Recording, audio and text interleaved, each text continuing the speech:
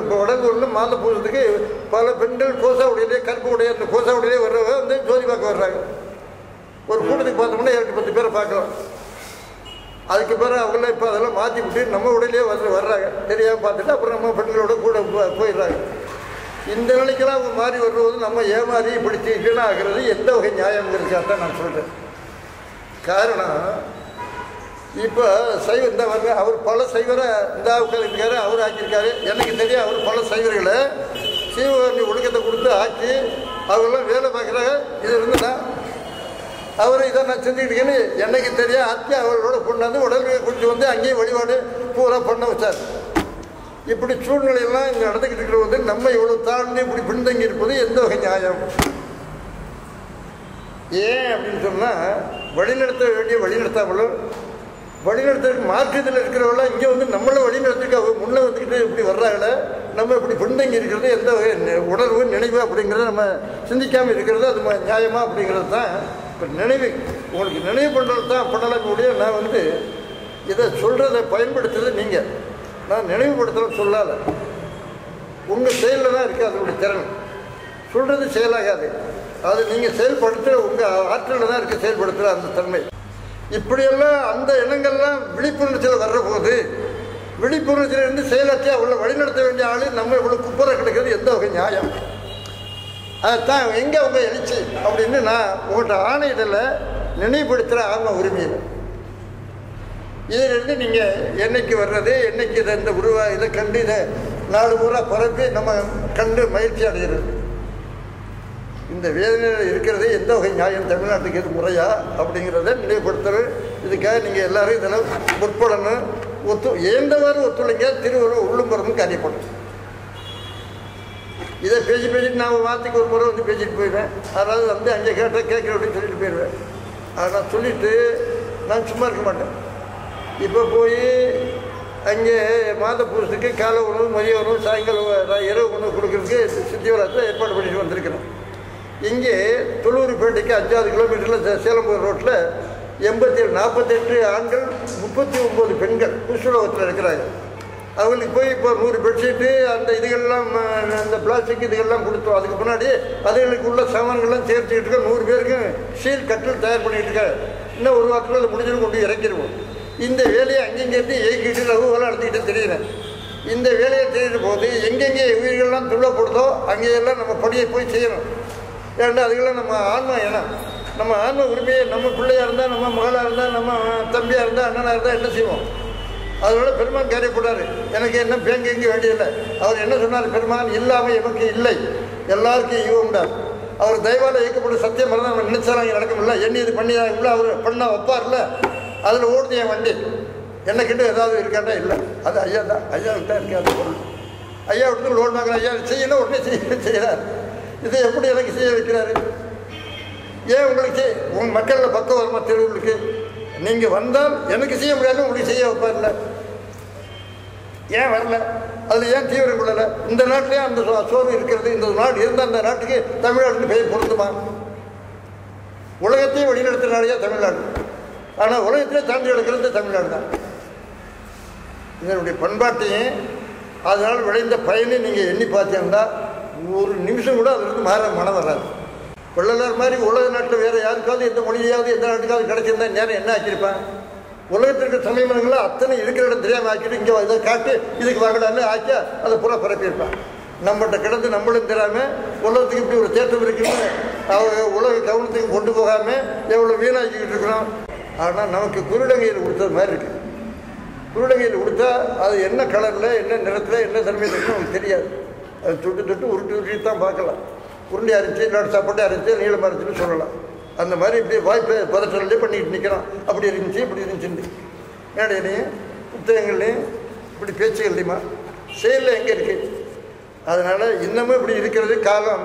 இந்த பிறகு வீணாக்கிறதுக்கு விரைந்து நீங்கள் போகாமல் அதை தக்க வைக்கிறதுக்கு அதனுடைய பயனை நாம் அனுபவத்தில் அதுக்காகவே இந்த பிறகு திருவள்ளுவர் வழங்கினது. திருவள்ளுவர் பூர்ணத்துவம் அடைவதற்காகவே இந்த தேகத்தை மட்டிலும் கடவுள் பூர்ணத்துவம் அடைவதற்குள்ள அத்தனை கருவிகளையும் வைத்திருக்கு. இந்த மனித தேகத்தை தவிர மற்ற உலகத்தில் இருக்கிற எந்த ஜீவர்களுக்கும் தத்துவ குறைவு இருக்குது.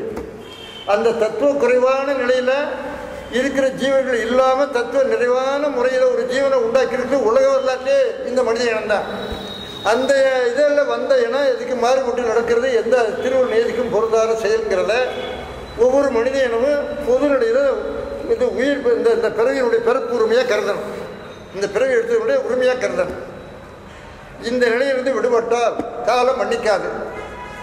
அப்புறம் தன்னால் தன்னை கெடுத்துக்கிட்டு அண்ணா என்னை கெடுத்து விட சொல்றதுனால அண்ணாவுக்கு கிடைக்கிற வேலையில் அவனுக்கு வளர்க்குற வேலை தான் அவன் செயலில் இருக்குது, வேறு கிடைக்கிற வேலை அவன்கிட்ட இல்லை. அதெல்லாம் நீங்கள் நம்பிக்கை வச்சு வளரணும். இல்லாத இடத்துக்கு நம்ம மக்கள் வாழ்ற இடத்துல நம்ம ஒரு 10 பேர் உட்காந்துக்கிட்டு பழங்கதை என்னமோ உட்காந்து கொஞ்சம் நேரம் பேசிட்டு சாப்பிட்டு போகிற மாதிரி இருந்தால் இது கொள்கையா, இது வளர்ச்சியா, இது பயனா, இது ஒரு இயக்கமா, இது உலகத்துக்கு போகுமா? நம்ம வளரணும், உலகத்தை பூரா வளர்க்குறதுக்கு அரும்பாடு பாடுறது அதுதான் பெருமானுக்கு செய்கிற வழிபாட்டுன்னு நினைக்கணும். அப்படி நினைக்காத வரையில் நம்ம செயல் எப்படி இருக்கும்? ஓட மருந்து சாப்பிட்டு உறங்க தான் முடியும். குளிக்க போய் சேத்தலி பூசண கதை, கிளியா பிடிக்க குறங்க முடியாது. இது தமிழ் பண்பாட்டுக்கு உடையதா? அவ்வளவு வேகமான மாறுபாடு உடையது, நிறைந்த மாறுபாட்டுக்கே தாயகமாக விளங்குறது. இந்த நாட்டுக்கு இந்த கதிங்கிற போது ஏண்டா தமிழ்நாட்டுக்கு தலைவிதியே இப்படி இருக்குன்னு நினைக்கிறது நம்மளால் புரிஞ்சுக்கவே முடியலை. இதுக்கு காரணம் என்ன அப்படிங்கிறது போனதை பற்றி கவலைப்பட வேண்டியதில்லை, இப்படி இருந்துட்டுமே அப்படிங்கிறத பற்றி கவலைப்பட. அடுத்த நிமிஷம் இறங்கும் அந்த செயலில் அப்படின்னு கூப்பிடுங்க. அதுக்கு எப்போ இருந்தாலும் நீங்கள் கூப்பிட்டு என்ன எதுக்காவது உங்கள் கருத்துக்கோ ஆலோசனைக்கோ ஒரு செயல்பாட்டுக்கோ இல்லை அந்த செயலில் உள்ள வழிமுறைக்கோ ஆக்க பணிக்கோ ஏதாவது சொன்னால் இருபோல் எந்த நேரமும் நாங்கள் தயாராக இருக்கிறேன், எந்த இடத்துக்கு கூப்பிட்டாலும் வர்றேன். காரணம் இதைத்தான் நான் உங்களுக்கு நினைவுபடுத்த முடியும். நான் ஆர்டராக போட முடியாது, போடுறது தமிழ் பண்பாட்டில் அந்த மரபு கிடையாது. வள்ளலாறு அதுக்கு இடமே ஒரு அணுக்கூட கொடுக்கல. உரிமையில தான் இதை பகிர்ந்து கொள்றார். ஆன்ம உரிமை தான் அந்த உரிமையை ஊட்டம் செய்யறதுக்கு இதை நினைவுபடுத்துறதுங்கிறார். அவரே சொல்றார், நான் உரிமையை ஊட்டம் செய்கிறேன்கிறார். ஊட்டம் செய்யறதுன்னு நம்ம கேட்டு போய் உட்கார்ந்தா அது உரிமை ஊட்டமாகாது, கேட்டால் செயலில் இருக்குன்னா ஊட்டம். அதனால இந்த ஊற்றத்திலிருந்து நம்ம மாற்றம் பெறணும். அருட்பெரும் சோதி அதுதான் ஐயா என்ன பண்ணார்னா, ஒரு எங்கனையாவது ஒரு இடத்த ஒரு வாடகைக்கு பிடிச்சி அது சொன்னார். வாடகை நான் கிட்டையா, நீங்கள் பிடிச்ச அமைப்பை தொடங்கியான்னு கேட்குறாரு. ஒரு வாரமாக இவர் கேட்குற வாடகை அதுக்கு என்னமோ அதை நான் கட்டுறேன். ஒரு அமைப்பை உண்டு பண்ணி அந்த அமைப்பை வள்ளலார் கொள்கை அமைப்பாக அதுக்கு விதிமுறைகள் இருக்குது. அந்த விதிமுறைகளை பதிவு பண்ணி அந்த இடத்துல அது நித்தியமான தெளிவு ஐயப்பாட அந்த இதில் சார்ந்த அந்த குழு இருக்கிறவங்க இந்த உலகத்தில் எந்த இடத்துல போய் கொள்கை என்னன்னு கேட்டால் எந்த திரையும் இல்லாமல் முழுமையாக அந்த கொள்கை என்ன தாண்டி அடியிலிருந்து முடிவில்லை அப்படியே அப்பட்டமாக விளங்குற அளவுக்கு வந்து விலங்குன்னு முதல்ல விளங்கி தெளிவான பின்னாடி செயல் விடணும். அப்போ தான் அனுபவப்படும், இல்லாட்டா விலங்கெல்லாம் அனுபவப்படாது. தெளிஞ்ச பின்னாடி செயல் விடணும். முதல்ல விளங்கி தெளியணும், அப்புறம் செயல் விடணும். அந்த செயல் ஒவ்வொரு நொடிக்கு நொடி அந்த பயன் விளையும். அப்போ அந்த பயனை விளைவிக்கிறதா திருவள்ளுடைய இயல்பாகவும் அதனுடைய நோக்கமாகவும் அதனுடைய இயல்பாகவும் இருக்குது. அந்த இயல்பில் நம்ம தன்னை இணைக்கணும். அதுக்கு விளங்கினா இணைக்க, இல்லாட்ட வேறுபடுவோம். நாம் வேறு அது வேறு தான் இருக்கும். ஐயம் தெளிவு இல்லாமல் அதுக்கு என்ன சொல்றார் வள்ளுவர்? தேரான் தெளிவு தீரா இடுமைட்டார். தேரினா இடுமை என்பது அங்கே ஒரு அணுக்கூட அதை சார முடியாது, சார்பு அங்கே அதுக்கு வராது. அதனால் நீங்கள் ஒரு அமைப்பை ஒரு குடியில் அமைங்க, அது முறையாக அந்த விதிமுறை போட்டு பதிவு பண்ணுங்க. பதிவு பண்ணிவிட்டு லட்சியம் என்ன இல்லை, அந்த கொள்கையை முற்றாக விளங்குவது. யார் கேட்டாலும் ஐயம் இல்லாமல் விளக்குவது. அந்த தெளிவுக்கு வாங்க, வகுப்பை எடுத்துக்கங்க, சீடி எடுத்துங்க, வீட்டில் போட்டு பழக்கம் பயிற்சியை பண்ணிடுங்க. பண்ணிட்டு எங்கேயாட்ட டக் டக் டக்குன்னு விடுங்க. விட்டுட்டு அப்புறம் என்ன பண்ணுங்க, சாதனை இதுக்கு அப்புறம் இது தெரிஞ்ச பின்னாடி தான் அந்த சாதனையில் இறங்கணும். அந்த சாதனை என்னென்னு கேளுங்க. அன்றைக்கி அணுவா உங்களுக்கு வர்ற இப்போ சாதனை இங்கெல்லாம் பண்ணிக்கிட்டு இருக்கிறோம். 2 ஒருத்தர் போகிற கூட்டத்தில் வந்தார், இந்த கூட்டத்தில் ஏதோ வர முடியாமல் பண்ணார். இப்போ இங்கே சாதனை பண்ணுறவங்க ஒருத்தர் 2 பேர் இங்கே இருந்துக்கிட்டு இருக்காரு. அதனால் இந்த சூழ்நிலையிலாம் நீங்கள் சாதனை பண்ணுங்க, அனுபவம் உங்களுக்கு தெரியும். ஒவ்வொரு நொடியிலையும் அந்த அனுபவம் தெரியும். ஏன்னா பெருமான் உயிரில் விட்டு ஒரு அணு கூட விலகாமல் இருந்தால் அந்த சார்பான சாதனை அந்த சாதனைக்குள்ள அனுபவத்தை உணர்த்துறது தானே அதனுடைய கருணை. இது இருக்கு ஐயப்பாடு. இது ஐயா சொன்னார், நான் உன்னிடத்தில் விண்ணப்பம் செய்து கொள்ளாத கொள்கை அந்த குறை ஒழிய நீ கருணையே வள்ளலாக இருக்கிறவன், நீ உயிர்களுக்காக தியாகம் பண்ணுறவன். அதனால் தியாக வள்ளல்னு உனக்கு ஒரு பேர். இந்த விண்ணப்பத்தை நான் பண்ணாத குற்றம், இதை நான் கேட்டு தான் நீ கொடுத்துருப்பேன், இதை விண்ணப்பிச்சு தான் நீ செயல்படுத்தியிருப்பேன். அதனால் இந்த குற்றம் என்கிட்ட இருக்கின்றாரு. நான் இறைவன் அவர் விண்ணப்பிக்கிறபோது இந்த முறையில் விண்ணப்பிக்கிறார். இந்த செயலை நீங்கள் தெளிவாக, அந்த செயலை உங்களுக்கு தெளிவு இருந்தால் அதை சாதனை பண்ணுங்க. எந்த சூழலும் தடையிலும் கொலைகளை நீக்கி சாதனை பண்ணணும். அவ்வளோதான். கொலைகளை நீக்கி மனிதன் எளிதனும் உயர்த்தணும். விளக்கம் உள்ள முதல் சேருங்க. அப்புறம் திருவிழில் கூட்டி வச்சு நீங்கள் போய் இப்போ கூட்டம் சேர்க்க வேண்டியதில்லை. ஐயா 7 பேராக இருந்தாலும் சரி, 10 பேராக இருந்தாலும் சரி, 15 பேராக இருந்தாலும் சரி, 5 பேராக இருந்தாலும் சரி, நீ செயல்படு. ஒரு வீட்டின் விரிவே வீர் உலகம், அதெல்லாம் அந்த வீட்டரத்தில் வெற்றி விளக்கலாம். இதை விட்டுவிட்டு நாம் என்ன பண்ணலாம்னா, நம்மளுடைய இருக்கிற சக்தி இருந்தால், நம்மளை இயக்கிற சக்தி மாபெரும், எல்லா உலகத்தையும் உருவாக்கி இயக்கிற மாபெரும் சக்தி.